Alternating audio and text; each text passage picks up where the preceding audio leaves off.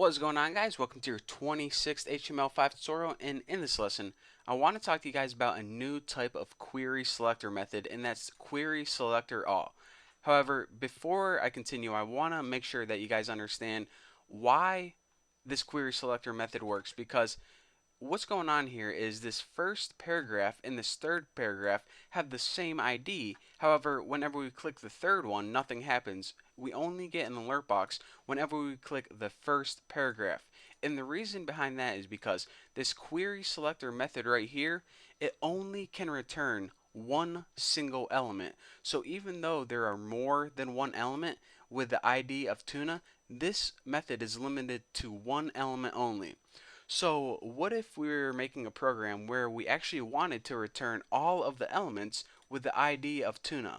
Well, in that case, what we need to do is we would need to make a method called, and let me go ahead and delete all this, query selector all. And what this does is it returns an array or a list of whatever we type inside it. So I'm just going to go ahead, and since we already have a couple things with the ID of tuna, I'm just going to go ahead and write it just like this.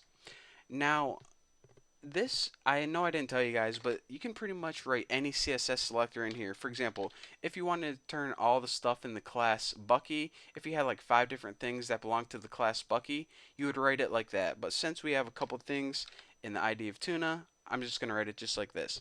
So like I said, this query selector all method, what it does is it basically returns to you a list or an array. So we're saying, okay, call this method and return to us an array, but we aren't doing anything with it, not yet. One thing we can do with it is we can store it in a variable, and I'm just going to name my variable list so it's easy to follow along with. And now what we can do is this list now contains this method, or excuse me, this paragraph and this paragraph. So then we can index each element in that array just by using the index number. And remember, whenever you're working with an array, they always start out at 0. So if you have 2 items in it, this would be the 0th element and this would be the 1 element. So if you write list 1, it's going to refer to that second element in the list. So we're going to write list 1 equals, we'll just write like on click equals talk. So whenever we click that second thing in the list, it's going to call this thing right here. So let's go ahead and save that, refresh, and see what we got. Go ahead and click first, nothing happens, even though it's in the list. Second, nothing happens because it wasn't even in that array. And third, check it out. Yo-yo ma, just like that. Now, another kind of more useful thing what we can do is say we wanted to scroll through our entire document and we didn't know how many things were in that list, but everything that was in that list, we wanted to have that functionality that whenever we clicked it, we wanted to pop up an alert box. Well, what we do is we would get rid of this right here because this only references one particular item. What we could do is just make a for loop to loop through everything in that list. And you do that by writing this for. We'll make a counter variable I equals 0, and then we'll write when I is less than list. Remember that list variable is what we declared right up here. List length, and then we'll just put I++. And what this is going to do is whenever we have a list, it's going to pretty much cycle through everything in that list.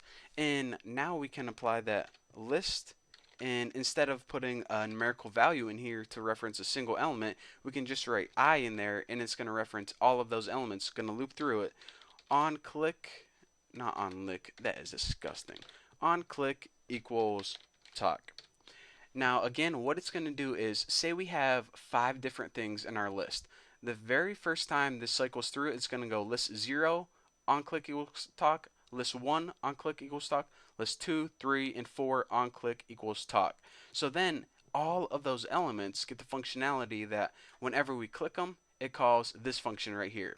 So if we go ahead and save that and refresh, whenever we click the second one, nothing happens because it isn't in that list. The first one, check it out. And the third one, check it out. And if we had 10, 100, a million different elements, as long as they all belong to that ID of tuna, it would get this functionality. So I just want to explain to you guys that there is a difference between the query selector method and the query selector all. The query selector method is only limited to one element, but the query selector all can have unlimited number of elements, and you typically use this whenever you want to reference a bunch of stuff on your page, all with a similar attribute. So now that you understand that, we're ready to move on to some more advanced stuff in looking at how all this ties together with HTML5. So thank you guys for watching. Don't forget to subscribe, and I'll see you guys in the next video.